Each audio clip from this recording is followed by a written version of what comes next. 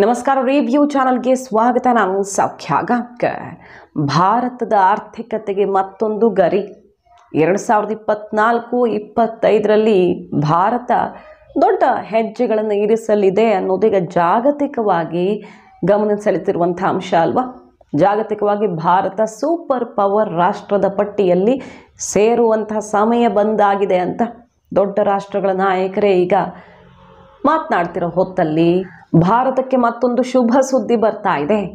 ಜಾಗತಿಕ ರೇಟಿಂಗ್ ಸಂಸ್ಥೆ ಕೊಡ್ತಾ ಇರುವಂಥ ಅಂಕಿಅಂಶ ನಿರೀಕ್ಷೆಗೂ ಮೀರಿ ಭಾರತ ಸಾಧನೆಯನ್ನು ಮಾಡ್ತಾ ಇದೆ ಅನ್ನೋದನ್ನು ಖಚಿತಪಡಿಸ್ತಾ ಮಾಹಿತಿನ ಮುಂದೆ ಇಡ್ತಾ ಹೋಗ್ತೀವಿ. ಮಿಸ್ ಮಾಡಿದ್ರೆ ನಮ್ಮ ಚಾನಲ್ನ ಸಬ್ಸ್ಕ್ರೈಬ್ ಮಾಡಿ, ನಿಮ್ಮ ಅಭಿಪ್ರಾಯ ಕಮೆಂಟ್ ಮಾಡಿ ತಿಳಿಸಿ. ವೀಕ್ಷಕರೇ, ಈಗಾಗಲೇ ಭಾರತ ಜಗತ್ತೇ ಆರ್ಥಿಕ ಸಂಕಷ್ಟದಲ್ಲಿರುವಾಗ, ಜಗತ್ತಿನ ಅಭಿವೃದ್ಧಿಯ ದರ ಬಹಳ ಕಷ್ಟದ ದಿನಗಳನ್ನು ನೋಡ್ತಿರೋ ಹೊತ್ತಲ್ಲಿ ದೊಡ್ಡ ದೊಡ್ಡ ರಾಷ್ಟ್ರಗಳೇ ಪೆಟ್ಟಿನ ಮೇಲೆ ಪೆಟ್ಟು ತಿಂದು ರಿಸೆಷನ್ ಎದುರಿಸಬೇಕಾದ ಸಮಯದಲ್ಲೂ ಕೂಡ ತನ್ನ ಸ್ಥಿರತೆಯನ್ನು ಕಾಯ್ದುಕೊಂಡ ಭಾರತ ಸೂಪರ್ ಪವರ್ ರಾಷ್ಟ್ರವಾಗುವತ್ತ ನಾವು ಹೆಜ್ಜೆ ಇಟ್ಟಿದ್ದೀವಿ. ಆ ಸಮಯ ಬಂದಾಗಿದೆ ಅನ್ನುವ ಮೆಸೇಜನ್ನು ಕೊಡ್ತು.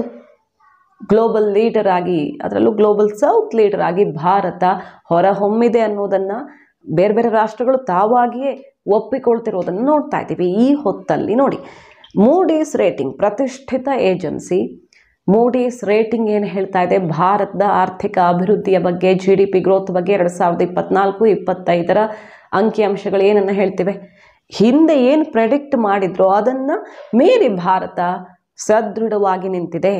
ನೋಡಿ, ಎಕನಾಮಿ, ಭಾರತದ ಆರ್ಥಿಕತೆ ಎಕನಾಮಿನ ಸ್ವೀಟ್ ಪಾಟ್ ಅನ್ನುವ ರಿಪೋರ್ಟನ್ನು ಕೊಡ್ತಾ ಇದೆ. ಬಹಳ ಒಳ್ಳೆಯ ಪರಿಸ್ಥಿತಿಯಲ್ಲಿದೆ ಅಂತ.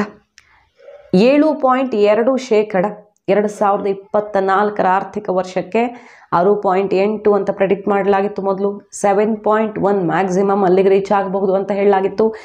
7.2 ಅನ್ನುವಂಥ ನಂಬರನ್ನು ಈ ಬಾರಿ ಕೊಡ್ತಿರೋದು. ಸೊ ಮೂಡೀಸ್ ಪ್ರೆಡಿಕ್ಷನ್ ಪ್ರಕಾರ ಮೋದಿ ನಾಯಕತ್ವದಲ್ಲಿ ಭಾರತ ಮತ್ತೊಮ್ಮೆ ಭರ್ಜರಿ ಸಾಧನೆಯನ್ನು ಮಾಡಲಿದೆ ಅಂತ ಖಚಿತಪಡಿಸ್ತಾ ಇದೆ. ನೋಡಿ, ಯಾವೆಲ್ಲ ಕಾರಣಗಳಿಂದ ಅಂತ ಕೇಳ್ತಾ ಹೋದರೆ, ಭಾರತದಲ್ಲಿ ಕನ್ಸಂಪ್ಷನ್ ಜಾಸ್ತಿ ಆಗ್ತಿದೆ, ರೂರಲ್ ಕೆಪಾಸಿಟಿ ಜಾಸ್ತಿ ಆಗ್ತಿದೆ, ಅಂದರೆ ಗ್ರಾಮೀಣ ಪ್ರದೇಶಗಳಲ್ಲಿ ಡಿಮ್ಯಾಂಡ್ ಜಾಸ್ತಿ ಆಗಿದೆ. ಹಾಗೆ ಕನ್ಸಂಪ್ಷನ್ ರೇಟು ನಗರ ಪ್ರದೇಶಗಳಲ್ಲಿ ತುಂಬ ಚೆನ್ನಾಗಾಗಿದೆ. ಹಾಗೆ ಇನ್ಫ್ರಾಸ್ಟ್ರಕ್ಚರ್ ಮೇಲೆ ಸರ್ಕಾರ ಸ್ಪೆಂಡ್ ಮಾಡ್ತಿರೋದು, ಖರ್ಚು ಮಾಡ್ತಿರೋದು, ಆ ವಿಭಾಗದಲ್ಲಿ ನಿರಂತರ ಪ್ರಗತಿ, ಇನ್ಫ್ರಾಸ್ಟ್ರಕ್ಚರ್ ಭಾರತ ಅಭಿವೃದ್ಧಿ ಆಗ್ತಿರೋದು ಆರ್ಥಿಕ ಪ್ರಗತಿಗೆ ನೇರವಾಗಿ ಕೊಡುಗೆ ಕೊಟ್ಟಿದೆ ಅಂತ ಹೇಳ್ತಾ ಇರೋದು. ಅಂದರೆ ಬಹಳಷ್ಟು ಸಮಸ್ಯೆಗಳಿವೆ, ಸವಾಲುಗಳಿವೆ, ಅದರ ನಡುವೆಯೂ ಕೂಡ ಕನ್ಸಂಪ್ಷನ್ ರೇಟ್ ಭಾರತದಲ್ಲಿ ಜಾಸ್ತಿ ಆಗ್ತಿದೆ, ಆರ್ಥಿಕ ಪ್ರಗತಿ ಸುಸ್ಥಿರವಾಗಿದೆ, 7.2 ಟಾರ್ಗೆಟನ್ನು ರೀಚ್ ಆಗಲಿದೆ ಅಂತ ಹೇಳ್ತಾ ಇರೋದು. ಸಾಲಿಡ್ ಗ್ರೋತ್ 2024ರಲ್ಲೂ ನಾವು ನಿರೀಕ್ಷೆ ಮಾಡಬಹುದು ಅಂತ ಮೂಡೀಸ್ ಪ್ರೆಡಿಕ್ಷನ್ ಕೊಡ್ತಾ ಇದೆ. ಇನ್ನು 2025-26ರಲ್ಲಿ ಆರಂಭದಲ್ಲಿ ನಾವು ನೆನಪು ಮಾಡ್ಕೊಳ್ಬೋದು, 24ಕ್ಕೆ ಕೊಟ್ಟಿದ್ದು ಕಡಿಮೆ ನಂಬರನ್ನು, ಬಟ್ ಅಧಿಕವಾಗಿದೆ ಭಾರತದ ಪ್ರಗತಿಯ ದರ.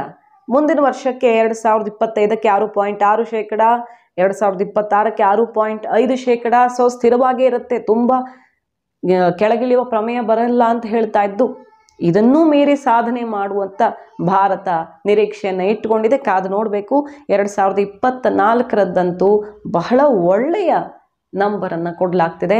ಭಾರತ ಬಹಳ ಸರಿಯಾದ ದಿಕ್ಕಿನಲ್ಲಿ ಸಾಗ್ತಾ ಇದೆ ಅನ್ನೋದನ್ನು ಖಚಿತಪಡಿಸ್ತಾ ಇದೆ. ಆರ್ಥಿಕ ಪ್ರಗತಿ, GDP ಗ್ರೋತ್ ರೇಟ್ ಗಮನಿಸ್ತಾ ಹೋದರೆ ಇದರ ಪರಿಣಾಮವಾಗಿ ಭಾರತ ಇನ್ಫ್ಲೇಷನನ್ನು ಮಾಡ್ರೇಟ್ ಮಾಡುವಲ್ಲಿ, ಕಂಟ್ರೋಲ್ ಮಾಡುವಲ್ಲಿ ಯಶಸ್ವಿಯಾಗಲಿದೆ. ಈಗೇನು ಆಹಾರ ಧಾನ್ಯಗಳ ಬೆಲೆ, ತರಕಾರಿ ಬೆಲೆ ಮತ್ತೆ ಟೆನ್ಷನ್ ತಂದಿಟ್ಟಿದೆ, ಅದು ಕೂಡ ಕೆಲವೇ ದಿನಗಳಲ್ಲಿ ಬ್ಯಾಲೆನ್ಸ್ ಆಗುತ್ತೆ, ಸಮಸ್ಯೆ ಸರಿದೂಗಿಸುವಲ್ಲಿ ಯಶಸ್ವಿಯಾಗುತ್ತೆ ಭಾರತ ಅನ್ನೋ ರಿಪೋರ್ಟ್ ಸಿಗ್ತಾ ಇರೋದೀಗ. RBI ಕೂಡ ಅದನ್ನು ಖಚಿತಪಡಿಸ್ತಾ ಇದೆ. ಭಾರತದಲ್ಲಿ ಇನ್ಫ್ಲೇಷನ್ ಖಂಡಿತವಾಗಿಯೂ ಬ್ಯಾಲೆನ್ಸ್ ಮಾಡುವಂಥ ಪರಿಸ್ಥಿತಿ ಇದೆ. ಆರ್ಥಿಕವಾಗಿ ನಮಗೇನು ಸಮಸ್ಯೆ ಆಗೋ ವಾತಾವರಣ ಇಲ್ಲವೇ ಇಲ್ಲ ಅನ್ನೋದನ್ನು ಖಚಿತಪಡಿಸ್ತಾ ಇರೋದು.